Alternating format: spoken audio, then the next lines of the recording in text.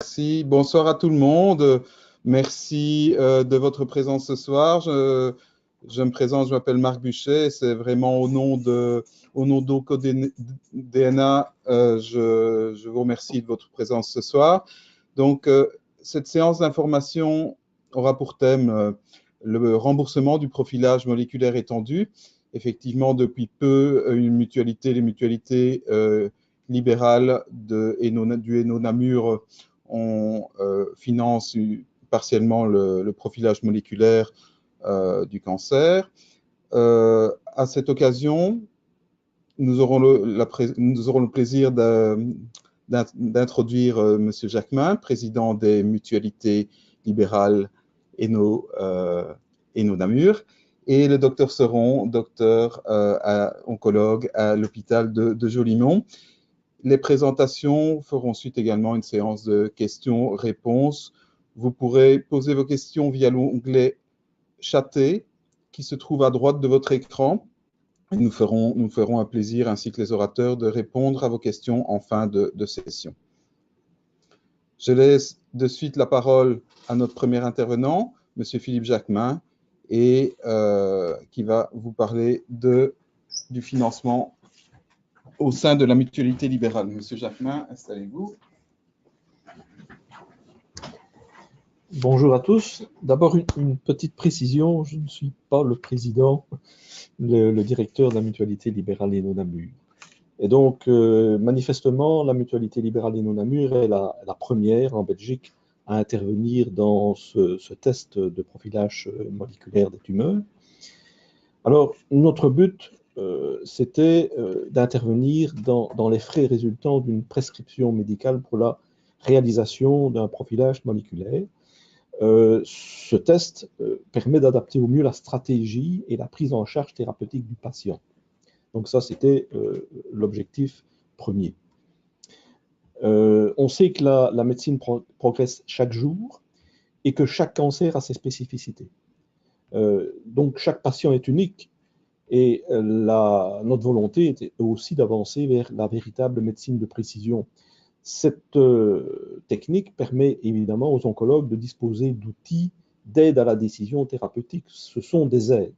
Une intervention qui est accordée par la mutualité libérale Héno-Namur et qui a été approuvée par l'Office de contrôle des mutualités. Ce qui est important, c'est le passage obligatoire pour valider ce type d'intervention. On sait aussi que l'INAMI travaille déjà sur cette thématique, mais avec un spectre beaucoup moins large. Et nous, en assurance complémentaire, nous voulions aller plus loin. Alors, le remboursement ici, il concerne un profilage moléculaire de 313 gènes. Donc, l'intervention, elle est de 50% du prix de ce test, donc soit 1 500 €. Et évidemment, pour pouvoir être éligible à cette intervention, les critères imposés dans les statuts de la mutualité sont très précis. Ça concerne des patients adultes, on parle de patients à partir de 18 ans, dans des cas de cancer solide en stade 3 ou 4, dès qu'il y a un échec d'une première ligne de traitement et avec une biopsie collectée le plus, disons, en ayant les 6 mois, donc la plus récente possible. Évidemment, être membre de la mutualité libérale Héno-Namur. Toute cette intervention entre dans le cadre de l'assurance complémentaire. Donc, ce sont les cotisations des affiliés. Alors, la couverture ne concerne pas les lymphomes, les leucémies et les cancers pédiatriques. Pourquoi? Bien parce qu'on manque de données cliniques pertinentes et donc, en ce qui nous concerne, donc au niveau de l'intervention, on ne veut pas donner de faux espoirs en intervenant dans ces cas. Les documents à fournir par les personnes qui sont concernées, mais c'est très simple. Il y a un document qui doit être complété par l'oncologue, une prescription et la facture qui reprend le test qui a été réalisé. Avec ces 3 documents, la personne a droit à l'intervention, en étant, évidemment, je le précise, en offre d'assurance complémentaire, c'est essentiel. Voilà, je vous remercie.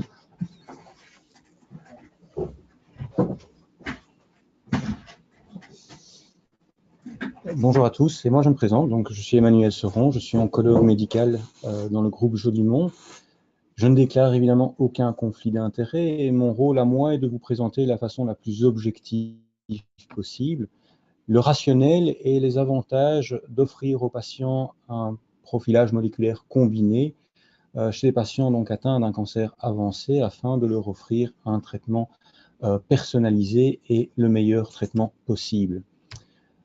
Alors, voici un petit peu les différents aspects que nous allons aborder, plutôt sous forme de questions. Pourquoi aller au-delà des usual suspects? Ça veut dire quoi? Ça veut dire pourquoi aller au-delà des caractéristiques que nous rencontrons dans nos biopsies, les caractéristiques de base. Alors, quelques mots d'abord sur ces analyses, sur ce profilage moléculaire combiné. Cela combine quoi? Cela combine une analyse génomique, donc analyser plusieurs centaines de gènes dont le rôle est potentiellement de driver la tumorigenèse. Ça veut dire quoi? Ça veut dire de favoriser le développement ou la progression du cancer. Cela combine donc une analyse génomique, mais également une analyse de l'expression protéique, donc analyser l'expression des protéines au sein de la tumeur. Ceci est exprimé sous forme de résultats et l'analyse de ces données combinées sont interprétées par la firme OncoDNA et des recommandations sont suggérées sous forme de tableaux avec une liste de traitements qui sont potentiellement efficaces, mais également, et important pour nous oncologues, une liste des traitements qui sont potentiellement inefficaces. Donc, aller au-delà des caractéristiques de base qui nous sont offertes de façon quotidienne, donc aller au-delà des caractéristiques grâce à ces tests OncoDNA nous permettent quoi? De mieux caractériser la tumeur, d'évaluer son agressivité, son profil de sensibilité ou son profil de résistance à différents traitements grâce aux gènes ou aux protéines que l'on retrouve impliquées dans la prolifération ou dans cette sensibilité aux résistances aux traitements. Mais plus important pour le patient, c'est d'identifier des altérations qui sont potentiellement responsables du développement ou de la progression tumorale, et toutes ces altérations pourraient potentiellement être des cibles thérapeutiques, surtout à l'ère des thérapies ciblées qui font leur apparition de plus en plus sur le marché. Donc, pour le patient, c'est important d'identifier le traitement potentiellement efficace, mais également le traitement potentiellement inefficace, afin de ne pas perdre de temps, et également d'élargir l'arsenal thérapeutique pour le patient, surtout dans des cancers extrêmement agressifs, pour lesquels le nombre de lignes thérapeutiques sont limitées. Cela permet également un diagnostic plus précis. Il n'est pas rare de tomber sur des tumeurs d'origine indéterminée, donc il est difficile de préciser l'étiologie. Ce sont ce qu'on appelle les primary unknown. Et le fait de mettre en évidence une mutation ou une protéine surexprimée pourrait nous permettre d'élaborer un diagnostic beaucoup plus précis. Et enfin, grâce à une plateforme OncoShare, cela nous permet de répertorier les différentes caractéristiques tumorales rencontrées dans les différents cancers, mais également partager notre expérience des traitements personnalisés qui en découlent, grâce, encore une fois, à cette plateforme OncoShare. Donc, le but de cette analyse combinée, de ce profilage moléculaire, est donc de personnaliser le traitement grâce à une identification de certaines altérations qui sont potentiellement responsables du développement tumoral, et également, grâce à cette plateforme OncoShare, de mieux comprendre les processus de carcinogenèse. Alors, avons-nous des données préliminaires concernant une éventuelle efficacité de ces profilages moléculaires combinés? Bien oui, on a un papier qui est paru récemment dans OncoTarget cette année, qui incorpore plus de 1000 patients dans différents pays. Ces patients ont été traités par des oncologues en utilisant les recommandations fournies par OncoDNA. C'était évidemment des patients avec un cancer avancé, des patients adultes, qui ont échappé à au moins une ligne de traitement standard. Et que voit-on? Nous voyons que la combinaison de l'analyse génomique, mais également de l'analyse protéique, notamment dans le package plus, comme vous voyez ici en bas à droite, qui combine une immunohistochimie, l'instabilité microsatellitaire et bien d'autres examens, on voit que cette combinaison permet d'augmenter les traitements, les différentes options thérapeutiques que l'on peut offrir aux patients. Quand on a une analyse génomique seule, seulement 30% des patients peuvent se voir offrir une alternative thérapeutique au traitement standard. Mais nous voyons que ce pourcentage augmente lorsqu'il existe une combinaison entre analyse génomique et analyse protéique. Donc cette combinaison permet donc d'offrir plus d'alternatives thérapeutiques aux patients. On voit également que les oncologues suivaient de façon significative ces recommandations fournies par OncoDNA. Dans tous ces patients, eh bien, 90% des oncologues suivaient ces recommandations, 60% changeaient leur traitement en fonction des recommandations OncoDNA et 30% ne changeaient pas leur traitement, mais toujours sur base de ces recommandations OncoDNA. Et nous voyons que cette personnalisation du traitement, bien évidemment, ce n'est pas une étude randomisée de phase 3 prospective, mais nous pouvons voir que sur base de cette recommandation et sur base de cette personnalisation des traitements, on pouvait passer d'une survie qui était estimée à 3 à 6 mois dans cette population à une survie augmentée. Plus de 50% des patients avaient une survie de plus de 6 mois et même 27% avaient une survie de plus de 12 mois. Donc oui, on a un rationnel pour penser que la personnalisation du traitement et l'amplification des alternatives thérapeutiques pourrait augmenter la survie de ces patients. Alors pour quels patients? Bien évidemment, l'analyse OncoDNA, ce qui est important, c'est de ne pas offrir cette analyse à tous les patients, d'où l'importance de la sélection des patients et également de l'expertise de l'oncologue. Donc, pas chez tous les patients, je pense que le test OncoDNA n'a aucune indication dans les stades localisés et dans les situations curatives. Vous n'allez pas faire un test OncoDNA chez un patient, par exemple, atteint d'un cancer du sein, pour lequel on peut offrir un traitement curatif par chirurgie et par traitement adjuvant de type radiothérapie ou chimiothérapie. Ce sont des traitements adjuvants qui ont montré leur efficacité. On n'a pas d'autre alternative à leur offrir. Donc, encore une fois, ces tests OncoDNA ne doivent pas être offerts à tous les patients, en aucun cas dans les stades localisés ou dans les situations curatives. Ces tests OncoDNA ne peuvent en aucun cas remplacer les traitements qui ont fait leurs preuves dans des études de phase 3 randomisées. Alors, chez quels patients allons-nous nous orienter pour leur offrir ce test OncoDNA? Eh bien, clairement, dans les situations avancées, métastatiques, chez des patients qui ont un pronostic clairement mauvais avec des cancers extrêmement agressifs pour lesquels les options thérapeutiques sont limitées et pour lesquels nous observons également une rechute anormalement rapide, ce qui limite de plus en plus au fil des séquences thérapeutiques le nombre d'options thérapeutiques disponibles. Alors, quand offrir ce test OncoDNA? Évidemment, il est intéressant de l'avoir le plus tôt possible. Je ne dis pas qu'il faut l'offrir en première ligne. Encore une fois, je reprends l'exemple d'un cancer du sein métastatique HER2 positif, par exemple. Nous n'allons pas offrir un test OncoDNA, nous pouvons l'offrir, mais nous n'allons certainement pas tenir compte de ces résultats pour offrir à la patiente le traitement anti-R2 qui a montré et prouvé son efficacité. Donc oui, il faut offrir un test OncoDNA le plus tôt possible. Après l'échec d'une première ligne, me semble l'attitude la plus optimale. Pourquoi? Parce qu'on peut gagner du temps, réfléchir à une attitude thérapeutique par la suite. Nous pouvons augmenter un peu, étant donné que le patient n'est pas encore dégradé par l'avancée du cancer, offrir de plus en plus de lignes thérapeutiques à ce moment-là. Évidemment, il y a un intérêt à avoir la biopsie la plus récente possible.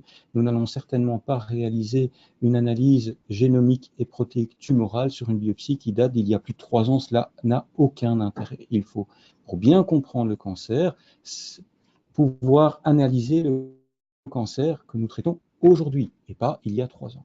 Encore une fois, j'insiste, OncoDNA ne remplace pas les traitements standards ni les études cliniques. Ces patients doivent également, encore une fois, selon l'expertise de l'oncologue, pouvoir se voir offrir une étude clinique et les traitements standards qui ont fait leurs preuves. Alors ici, pour terminer, je vais vous montrer un cas pratique que j'ai rencontré. Donc c'est une dame de 69 ans qui était atteinte d'un cancer du sein métastatique, qui a échappé à plusieurs lignes de traitement standard. Et donc, je lui ai offert un traitement à base d'Everolimus, qui est un inhibiteur mTOR, associé à une hormonothérapie. Ceci reste un traitement standard. Cette décision n'était absolument pas basée sur les résultats OncoDNA, puisque je n'avais pas encore accès à ces résultats.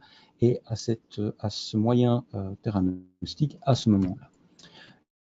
Et donc j'ai traité cette dame par Everolimus exemestane et cette dame a très bien répondu. Elle avait une progression-free survival de 16 mois avec une réponse de plus de 50% des lésions. Donc nous pouvons qualifier cette dame de bonne répondeuse aux inhibiteurs mTOR.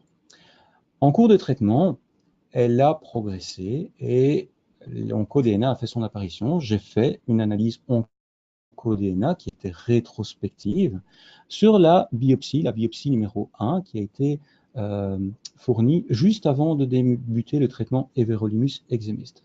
Et qu'elle m'a montré cette analyse onco-DNA. Elle a montré une mutation au niveau du gène PIK3CA qui fait partie de la cascade signalétique mTOR. Donc ça, c'est de l'analyse génomique. Et également une haute expression de la protéine 4BP1 qui est tout à fait en aval de la cascade mTOR. Et la combinaison de ces deux gènes m'ont expliqué de façon rétrospective, encore une fois, pourquoi cette dame a très bien répondu à l'Everolimus. Et ceci montre l'avantage de cette combinaison génomique et protéique. Encore une fois, je vous ai dit que cette dame a progressé sous Everolimus exemestane. Et cette analyse réalisée sur la biopsie numéro 1 m'a montré à ce moment-là une haute expression, une activation du cycle cellulaire CDK4/6, une haute expression de la protéine P1 rétinoblastome 1. Et selon les recommandations OncoDNA, qui m'a fourni une liste des traitements potentiellement efficaces et des traitements potentiellement inefficaces, eh bien, j'ai choisi dans la liste des traitements potentiellement efficaces un inhibiteur CDK4/6 qui est le palbociclib. C'était de toute façon mon choix, quels que soient les résultats de cette analyse OncoDNA, parce que cela fait partie des traitements standards. Et on constate que sous palbociclib, eh bien, cette dame a répondu de façon assez très rapide et de façon très importante, avec, comme vous le voyez, en un mois, une disparition des nodules de Velpo, donc des lésions métastatiques. La richesse de OncoDNA fait qu'on peut mieux comprendre les caractéristiques tumorales et j'ai pu avoir une biopsie au moment de la progression sous Everolimus, c'est la biopsie numéro 2, et nous avons réalisé une analyse onco-DNA sur cette biopsie numéro 2 que nous avons comparée à la biopsie numéro 1. Vous savez qu'il est de plus en plus commun de rebiopsier les patientes qui progressent sous différentes lignes de traitement afin de mieux comprendre les caractéristiques tumorales et les phénomènes de résistance éventuels. Et quand on compare cette biopsie numéro 1, donc avant l'initiation d'Everolimus, et la biopsie numéro 2 à la progression sous Everolimus, nous constatons qu'il y a une différence d'expression au niveau de la protéine c-MET.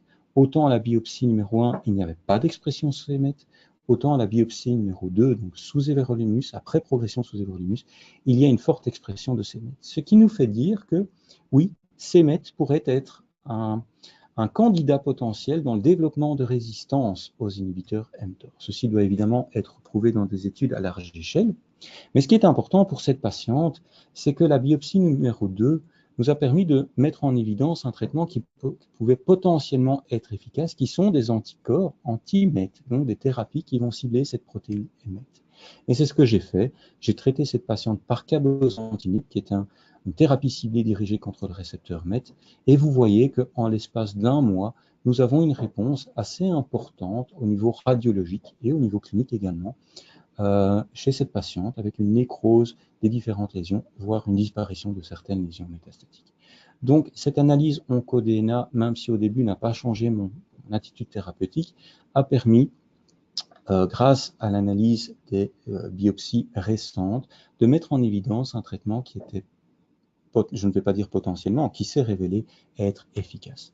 Donc en conclusion, dans l'ère de développement de multiples thérapies ciblées, il existe parfois une difficulté dans le choix thérapeutique pour un oncologue et je pense que OncoDNA pourrait nous apporter une aide à la décision. Encore une fois, il ne faut pas proposer OncoDNA à tous les patients atteints d'un cancer, certainement pas aux patients atteints d'un cancer qui est curatif, qui est localisé, mais dans les cancers avancés pour lesquels le nombre d'options thérapeutiques se révèle limité. Mais encore une fois, il est dans notre intérêt d'avoir une biopsie la plus récente possible. Je vous remercie.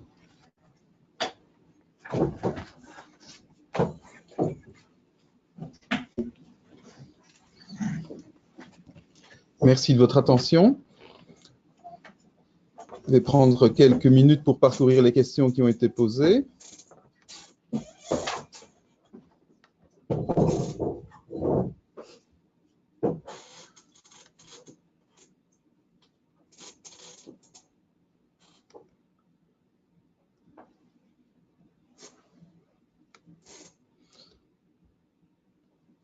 Alors, première, c'est une première question destinée à M. Jacquemin. Donc la question est, un patient peut-il changer de mutuelle pour bénéficier de cette prise en charge? Il peut changer de mutualité. Il est important que, à la date du test, il soit affilié chez nous. On ne peut pas intervenir pour une prestation qui est antérieure à la date d'inscription d'un affilié. Et à la date de la prestation, c'est possible. Merci. Et là, c'est une question mixte, je crois. Peut-on faire le test après 3 ou 4 lignes thérapeutiques? Je pense qu'on peut toujours faire le test après 3 ou 4 lignes thérapeutiques si on espère avoir un bénéfice dans ce type de résultat. Encore une fois, je pense qu'il est important de souligner que faire un test OncoDNA ne garantit pas non plus la possibilité d'avoir un traitement par après. Alors, si le patient reste en bon état général et qu'on arrive tout doucement au bout des lignes thérapeutiques, pourquoi pas ne pas envisager ce type de test? Mais encore une fois, tout cela se fait à l'appréciation et à l'expertise de l'oncologue.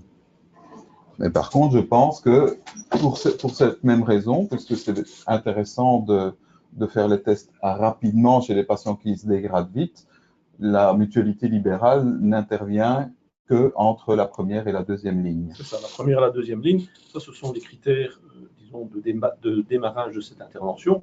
Il n'est pas impossible que par la suite, avec l'expérience, on puisse élargir et permettre également une intervention après plusieurs lignes thérapeutiques. Merci.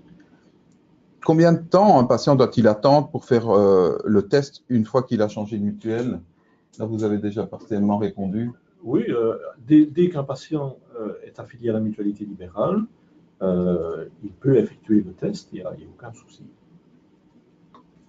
Donc, je pense qu'il y a des moments clés dans l'année où ce changement… Oui, la loi interdit de changer de mutualité plus de 4 fois par an. Donc, un changement d'inscription dans une mutualité pour une personne qui est déjà dans une mutualité se fait 4 fois par an.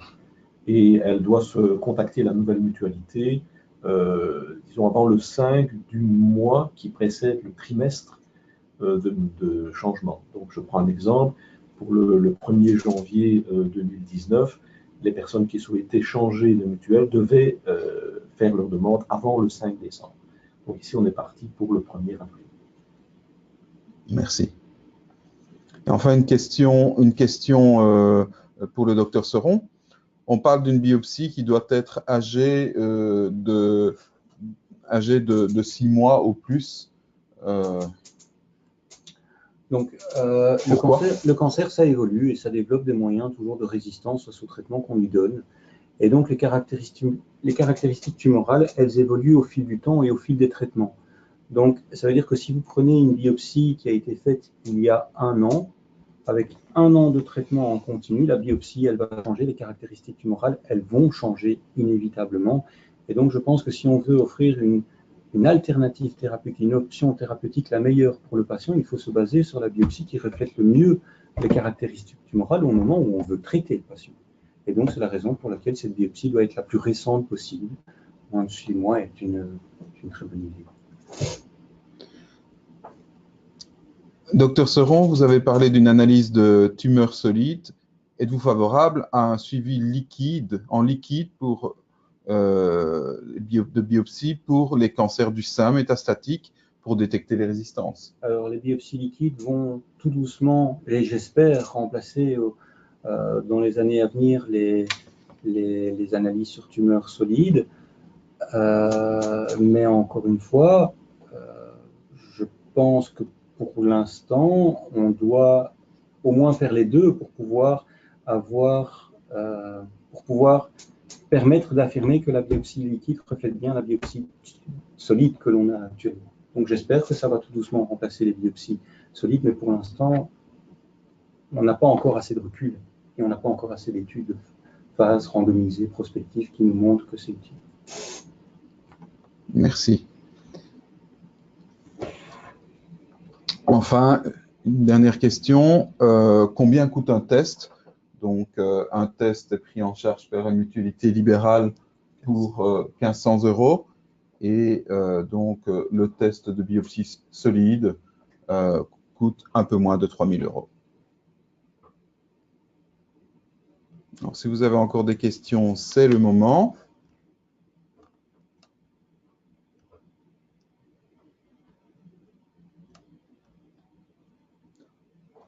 Dans le cas contraire, bien, je vous remercie. Nous vous remercions tous de votre participation. Et sans doute, nous vous mettons rendez-vous pour un autre séminaire. Merci, bonne soirée à tous. Sorry.